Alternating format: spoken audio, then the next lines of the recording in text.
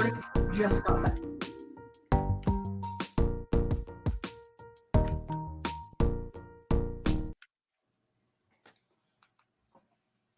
Yo, what's going on, guys? It's your boy Mythic and AZ Sports Fan, bringing you guys another stream. We've been gone for, what is it now, a week? We missed last week, but now the NFL Draft finally wrapped up.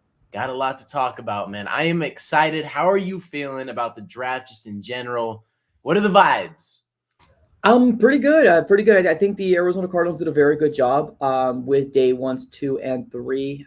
We have a lot of good praises from the national media, which we're not really used to, which is pretty surprising. But like we've heard Mel Kiper come out and give the Arizona Cardinals an A. I saw somebody here in, I believe the NFL Network gave us an A+ or an A-, something like that. But like it's all around the A mark. So it's really cool to see a lot of love being given to the Arizona Cardinals, and I'm happy. I'm happy about Monty Austin for its year 2, because I think a lot of people sometimes forget that it's year 2. It's year 2, so super excited. I think there's a lot of buzz around the air, especially with that very first pick in the NFL Draft for the Cardinals. It was a pick that is hard to mess up, barring a trade back. And I mean, the Arizona Cardinals, if you guys have not seen it, in my opinion, made the easiest selection of this entire NFL Draft, as Marvin Harrison practically fell right into our laps. Was this the player that you were set on going into the draft with him available on the board and actually seeing it go quarterback? Were you just like, listen, just stay put in the moment, take the guy that we've all been preaching for?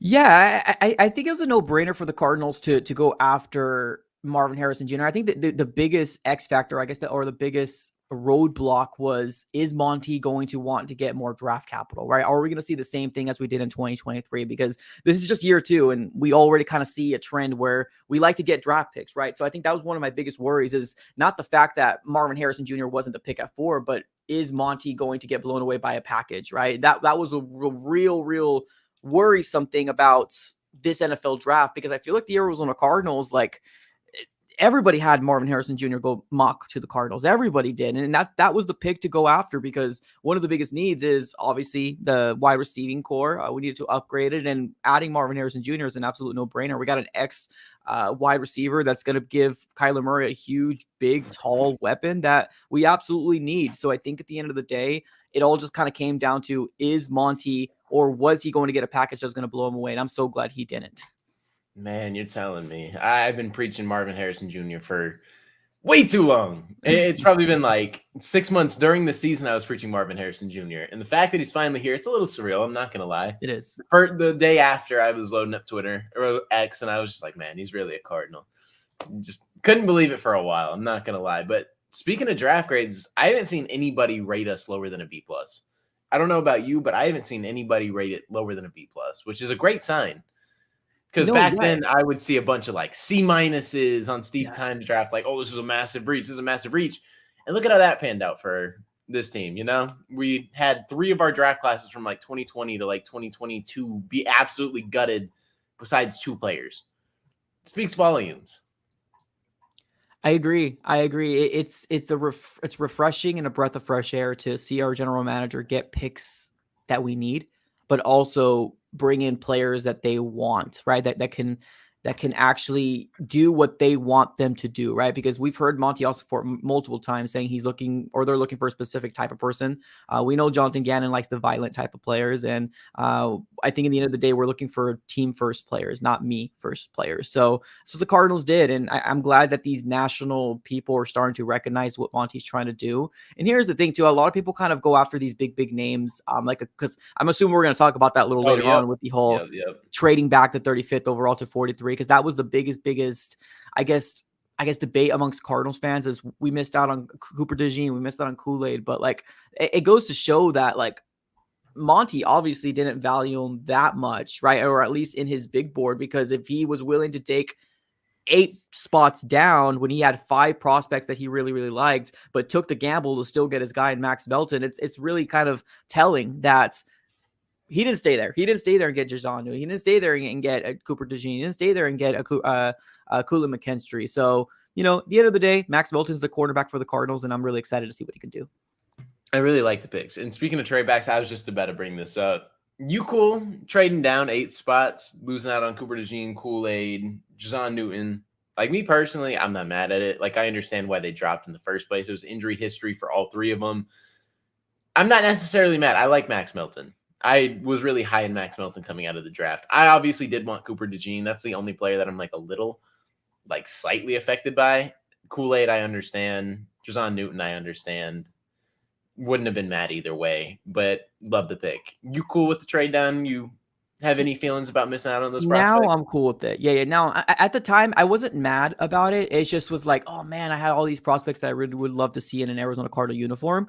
So it's not like I was mad about the trade down. I was just like, oh boy, who are we going to go after? But after I did a little bit more research on Max Melton and who he is, kind of seeing some highlight reels, seeing some tape, I really, really did like the player that the Cardinals ended up bringing in. Right, we're talking about a guy that has instincts up the yin yang. We're talking about a guy that actually has a really, really good, speed step going downhill, got really good hands, and honestly, is a physical hitter, man. It's just, Yes. I like Max Melton now that I did a little bit more research, but I'm not going to lie to you. I'm not going to lie to anybody in the chat. When I was doing my mock drafts, he probably wasn't a guy that I went after, but that doesn't mean he's not a good player. That just means the Arizona Cardinals favored him a lot better than the other guys. And honestly, I'm excited to see how his career is going to develop. And I think people get stuck on the fact of like the PFF boards that they have like projected. And then as soon as someone's like projected like 30th and they don't end up going, then it's like the worst thing in the world to your team. It's like, I mean, these guys do way more scouting and way more research than PFF does and anybody does. So if you see him ranked 35, he might be ranked 60th or 75th on their board. So that doesn't matter to me. And I'm going into this like, okay, there's a lot of players that we're probably going to be like, okay, this guy needs to be taken here. And we just don't go after. I was braced for it. Like Darius Robinson, were you expecting us to go after him with pick 27? I don't know if any Cardinals fans are really. It's crazy. So I ended up doing and I'm always going to talk about this because I feel like this is like a big win that I had. Is I ended up doing a first round Bleacher Report mock draft with like 32 creators on there, and literally the way that it fell was Marvin Harrison Jr. at 4 and Darius Robinson at 27. Like I kid you not, like that's how Bleacher Report fell. Now I didn't think the Cardinals were going to do that. I just went after best player available, and that he was the best player for the Cardinals at that very moment. So I'm honestly very excited about how that kind of turned out, but I'm not going to lie to you. Like I only got round 1 right. That's it. All my mock drafts were a throwaway because literally it's crazy to see that none of my round 2 guys, 3, 4, 5, 6, 7 guys were kind of mocked. Last year, I was really, really good in getting Michael Wilson, Garrett Williams, and getting a lot of people that, I predicted to go to the Arizona Cardinals. This year, I was super, super lost. I got round 1 right. But honestly, I'm not mad at it. It's just bruised ego. But at the end of the day, I feel like the Arizona Cardinals did a really good job in this draft. Absolutely. And if you guys haven't seen it, let's go ahead and pull up the entirety of this NFL draft. So first round was Marvin Harrison Jr., fantastic Darius Robinson. That's the first round, 2 big positions of need. We get a run stuffer, get our X receiver. Then we shift to Max Melton and Trey Benson, which I think you couldn't have nailed that anymore, especially with the trade downs. A lot of people love Trey Benson. We're going to talk about that in just a second. Then we get Isaiah Adams and Tip Freeman. A lot of people were saying we reach on both of these guys, which I couldn't disagree more with. Then we get Elijah Jones, another corner. Dadrion Taylor-Demerson, a backup safety for this team. Xavier Thomas, addressed edge. Christian Jones, I think, is a massive, massive, massive sleeper for this team. We'll talk about him as well. Do you know how to say his name? Is it Tishawn Palmer? Yeah, Tishawn Palmer. Receiver, 6'1", big body receiver. Can't complain here, just depth player. And then Jaden Davis, cornerback, 5'10". This is a fantastic draft. Like Monty Austin-Fort, kudos to you, props to you. Who's your favorite player overall on this entire board? Overall, we're gonna say without Marvin Harrison Jr. Okay. Even if he's not the answer. Okay, well, we're just gonna disclude the one guy that we've been talking about for too long. So not including Marvin Harrison. Okay, gotcha. Because I feel like that would be unfair to all these guys here on the big board. Yeah, and chat, let us know too. Who's your favorite player? So to me, I feel like my favorite player that we got, I don't know, man. Something about Trey Benson. I feel like we got a running back of the future, and getting a running back and could potentially be that guy for us. Maybe not this year, because I know James Conner is going to be the guy, but he's getting up there in age. He has a lot of injury concerns. And then the idea that he's only under contract for 1 more year, I don't see the Arizona Cardinals extending him. Like with what he got paid recently, I don't think the market entails that. So I'm going to go Trey Benson because I really, really do like that pick, running back out of Florida State. I do too. I really do. Trey Benson is like the perfect successor in my eyes. He's literally James Conner's replacement. Yeah. And people are like, where's he fit in? Where's he fit in? It doesn't matter where he fits in right now, right? He's going to learn behind James Conner, one of the best running backs, top 10, 15 in the league right now. We just got to chill and let this management handle what they got to handle. If James Conner goes down, who do you think's going to step in? It's going to be Trey Benson. Yeah. So I love this. I think perfect downhill runner, perfect power back, can do it in the receiving game as well. I just love the way he plays ball, man. I think he could be running back one in this entire draft. No, I agree. Who do you think, I guess, what was the, like now, obviously, 2-3 days away from the draft, what was your biggest shock? I guess my question to you is, what was your biggest shock that we got for the Cardinals? The biggest shock? Yeah. I'd probably say Tip Riemann in the moment was probably the biggest shock. I didn't expect the tight end to go this high, and genuinely wasn't mad at it, though. Yeah. That's the thing. A lot of people were bashing this pick. Like, oh, why get a blocking tight end with 3? I mean, this guy is super physical, has elite traits. You know what I mean? Like, he just has to bolster up in the receiving game. But when it comes to blocking, physicality, and just speed and athleticism, everything is there. And obviously, the Cardinals love the prospect that Tip Riemann is because we took him in, the 3rd, 4th round? 3rd round, yeah. 3rd round? Like, I don't hate this. We want to play smash mouth football. We took literally in the first 3 rounds an X receiver who is 6'4", great blocker, Trey Benson, running back of the future. Then you have Isaiah Adams, who can potentially play left guard or just somewhere on this offensive line, potentially be a backup this season, but with potential to come in and compete for that left guard spot. And then you have Tip Riemann, wide tight end. You can now finally run a lot of 2 tight end sets with Trey McBride. This looks like smash mouth to me. Power back, 6'4" receiver, big boy lineman, big physical backup blocking tight end. You couldn't be preaching more to anything. You're not hiding anything in my eyes. I think we know the brand of football we want to play. Yeah. No, so to me, I would probably go the pick right before Isaiah Adams. And here's the only reason why. He could probably blossom into being a really good guard for the Cardinals. But Christian Haynes was on the board, and I really thought the Arizona Cardinals would maybe go after him. I feel like that one was a shock to me. And I was like, oh, okay, because I could have sworn we would go after a specific guard. But, they obviously see something in these guys that we don't really see, right? Like, I'm not going to lie to you. Illinois players are not ones that were in my mock drafts. Yeah. So, they obviously scouted a specific region, specific schools, and they must see something in these guys that is going to translate. So that was just a shock to me, but I'm welcoming every one of these guys with open arms. I'm excited to see what they can do. I'm with you, man. Isaiah Adams was a little interesting. Just I like Christian Hayes is cool, but it's hard for me to look at a draft and just doubt Monty at all. Yeah. Until the picks flop in a year, I'm not going to sit there and do it. A year ago, we had a ton of hidden gems.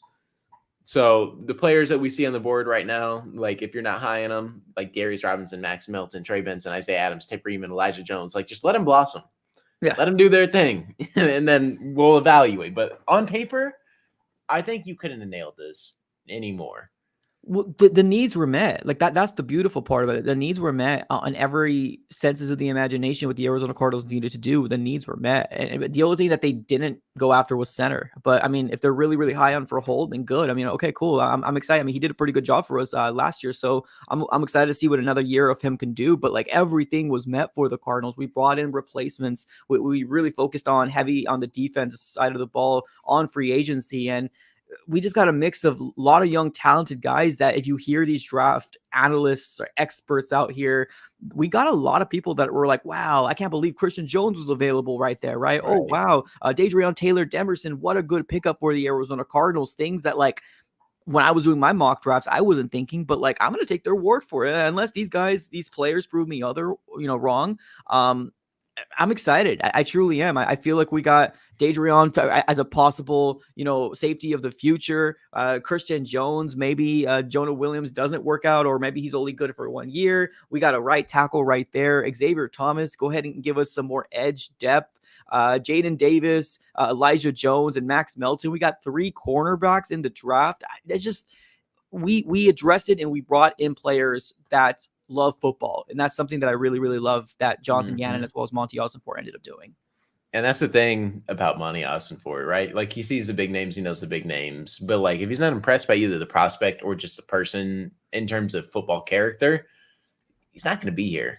Yeah. He's not going to be here. Like even if he's a Yeah. massive name who's an elite talent, like he said it himself, like verbatim, we're not going for talent or big names. We're going for people who love football and will compete. Like I think all these players do. Like after researching them, even if players I didn't know, it's like, okay, this guy is kind of a dog.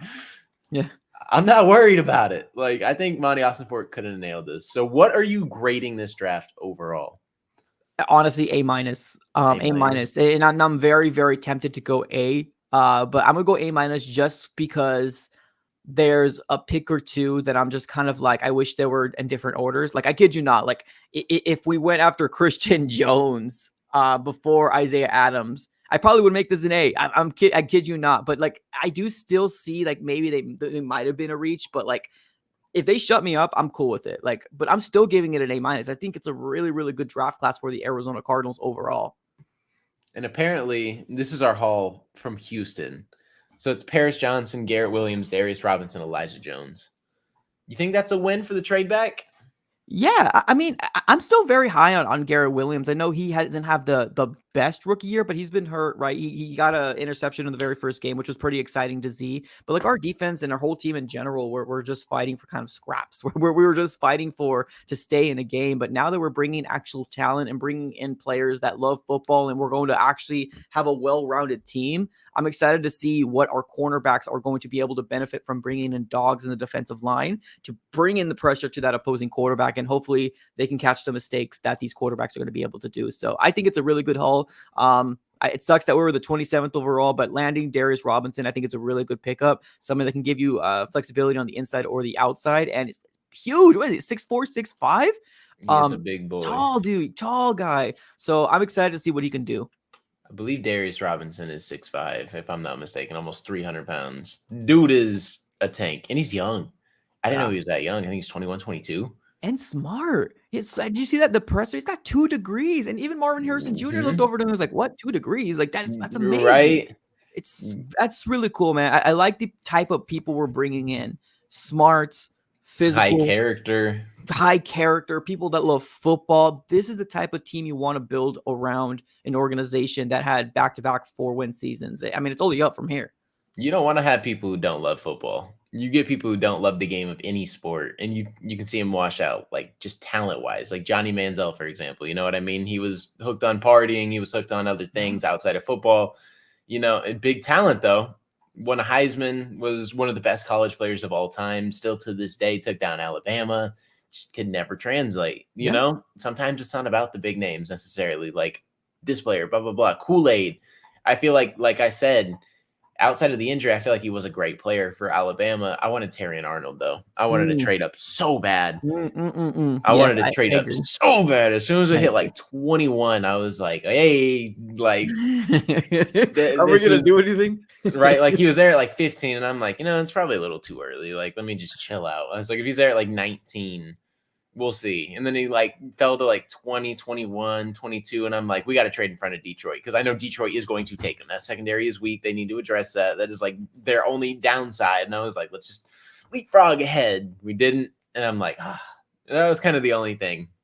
We had a chance. I mean, we had a chance to potentially do it. But like, I mean, I'm surprised. Honestly, that was probably another shock. So maybe not. I guess I could throw 2 shocks in there, right? Being that we got Adams and the fact that we didn't trade up for from that 27th overall. No, I'm not mad. I think Darius Robinson is a really good pickup. It's crazy because when I was doing these mock drafts, I truly thought we were going to have to go somewhere in the teens, like 15, 16 to potentially land a Terrion Arnold. But he was literally there like in the little under parts of 20s. And he went to the Eagles, right? No. He went to the Detroit. Detroit traded up for him. Did they? Yeah, they traded up for him. Yeah. If I'm not mistaken, they traded up for him. I think he was picked up right before the Cowboys were on the clock, if I'm not mistaken. I think it was 23. 23, right? Yeah, I think it was pick 23. But they traded up, right? Because the Eagles or the Lions were like somewhere. They traded up to 24. 24? Right in front of the Packers. Yeah. I think they traded with Dallas.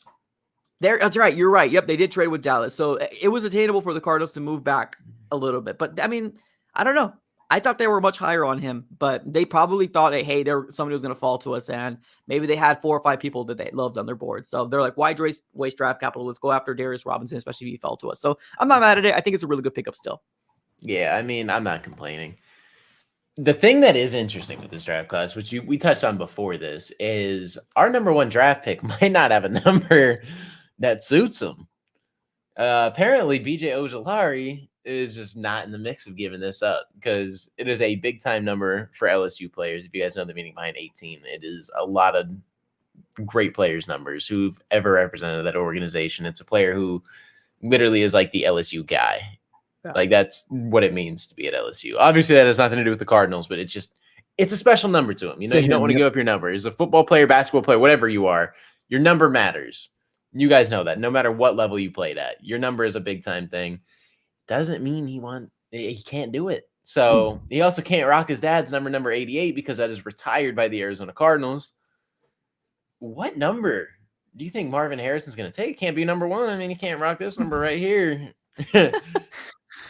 You know, I don't. This is like, to me, like, I know there's a lot of Cardinal fans that are asking this question right here, and I get it, right? It's a big deal, especially when we got a guy like Marvin Harrison Jr. And I'm telling you right now, I've not seen a buzz around the valley like I've seen after we got Marvin Harrison Jr. Like, this probably compares to when we got KD, but I mean, obviously now it's different. People are kind of, you know, on a different side of things when we ended up getting swept yesterday, night. but this whole buzz around the Cardinals with Marvin Harrison Jr., to me, I think he cares about the number, but I don't feel like he really, I don't know. I think he's going to look at his options and pick one. I don't know. I don't know. Maybe it's just because I'm in my 30. I don't know. I don't really care too much. All I care about is when is this sucker going to be available? Because I need to get 1 or 2 because I'm going to give one away. That's all I care about. When is going to be available so I can go and snag one. I don't care about the number personally. The NFLPA, man, he's got to sign it. He's got to. I don't know when it's going to happen. He didn't do it before the draft. I mean, that was the thing because now he can't be in Madden. I believe jersey can't get listed on NFL.com. I mean, he doesn't have a number as it stands right now. Yeah. So, I don't know. He will sign it. I believe he will sign it. That's a lot of money generated for jersey sales and all of that. I think he will sign it too. I don't have any problem. I don't have any what's the word? Like worries that he won't sign it. I think he doesn't have an agent is what I gathered. So I believe he's doing everything on his own, so much similar to like Lamar Jackson. So I think he's really taking his time and making sure that he focuses on and asks questions to his team, which is his family. So he needs to make sure that everything is, you know, I's are dotted, T's are crossed, that type of stuff before he makes a big commitment like that, because it's a big deal. I get it. You know, it's a big deal. So I'm not worried about, I think he's going to sign it. We're going to be able to rock our Marvin Harrison Jr.'s jerseys soon. I just don't know when. That's fair. I'm hoping it's in the next week because, you know, although it doesn't matter, I do want to know.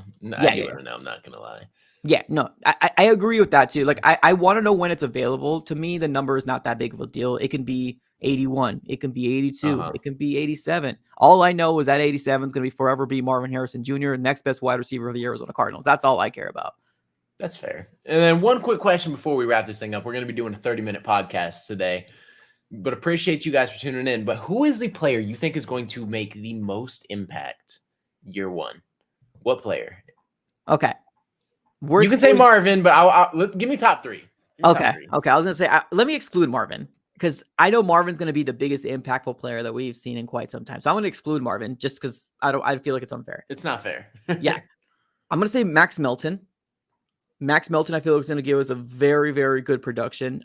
He might be slotting into CB1. You know what I mean? Right. He's going to go through bumps and bruises. He's a rookie, but I do think he's going to get a good workload at CB1, CB2 position, definitely on the outside, because I think Garrett Williams is going to be moved to the slot, and then Sean Murphy bunting onto the other side.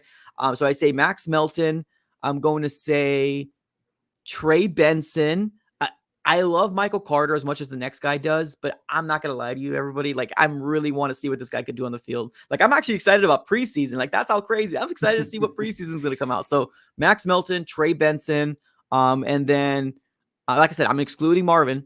But if I'm going to give you 3, excluding Marvin, I'm going to go after Tip Ryman. I want to see this guy maul I want to see this guy push somebody off the dang feet, off the line and create some blocks for their running game. So I would say Tip Ryman, Trey Benson, and Max Melton. Dang, we agreed completely.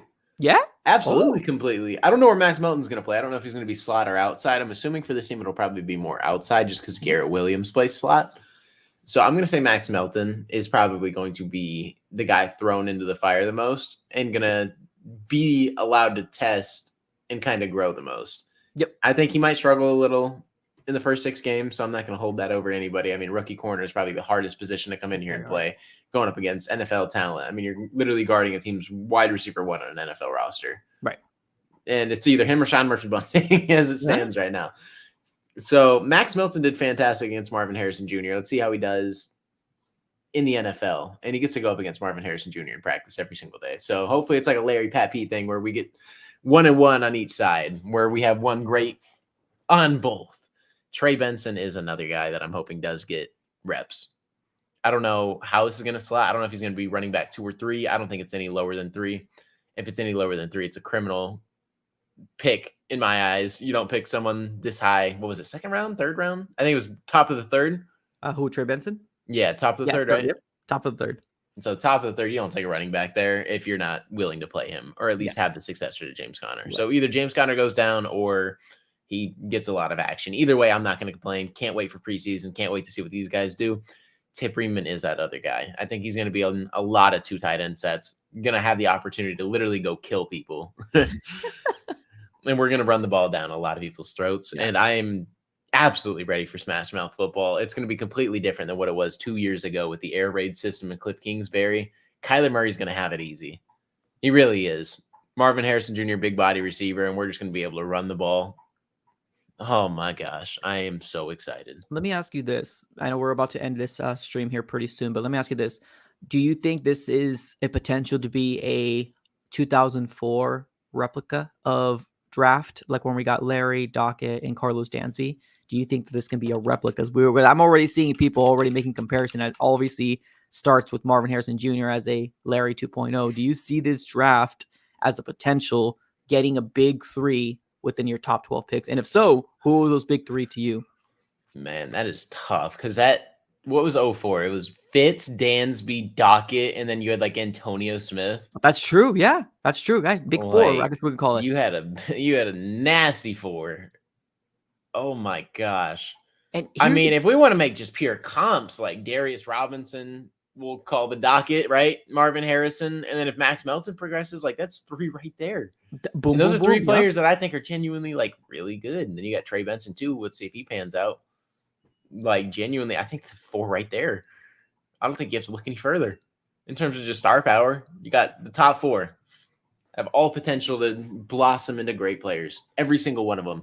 And here's the crazy thing too. Christian Jones could potentially be right tackle of the future. Taylor Demerson could be safety of the future. Like it's crazy. Like people look at the draft and you're like, every single one of these guys need to be home run. No, that's not the case. Yep. You need 3 to 4 premier starters each draft, and your team can shake out to be one of the best teams by just drafting perfectly. Like we got 12 picks, and all I'm asking for is 4-5 starters out of 12 picks. That's some good odds. Right. Before we end, who do you think is the biggest steal? I think it's Christian Jones. Yeah. Oh, yeah. In terms of value, for sure. Yeah, I would say Christian Jones too, because I think I keep saying Daniel Jeremiah, and if it's incorrect, I apologize. But there was like this big guru of the draft that had him like listed 55 in his big board. But yeah, I would have to agree. I think it was Christian Jones to me too. Did you research Christian Jones at all? A little bit. Yeah, I saw a little bit of highlight and stuff like that. He seems to be pretty darn good in terms of like what he does. Obviously, can he translate to the NFL is the biggest question.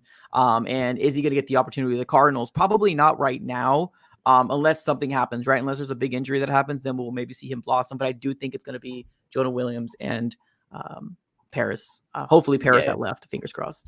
I agree. But Christian Jones apparently started football at 16 years old, played soccer, allowed 1 sack at Texas last year. Just very optimistic for the pick. I feel like if he develops right with the NFL training staff, I think there could be something there at right tackle in the future. And that's the hope, man. But I think the Cardinals absolutely killed it. I'm glad you guys agree. I'm glad people in chat actually agree. We're not bashing a GM for once. It feels so nice, man. But we're going to wrap up shop. Appreciate all of you guys for tuning in, man. Let us know how you guys feel about the draft. If you guys are tuning in on YouTube after it's over, appreciate you guys for tuning in, man. It is much love from both of us. Appreciate you guys. Have a good one. Peace out.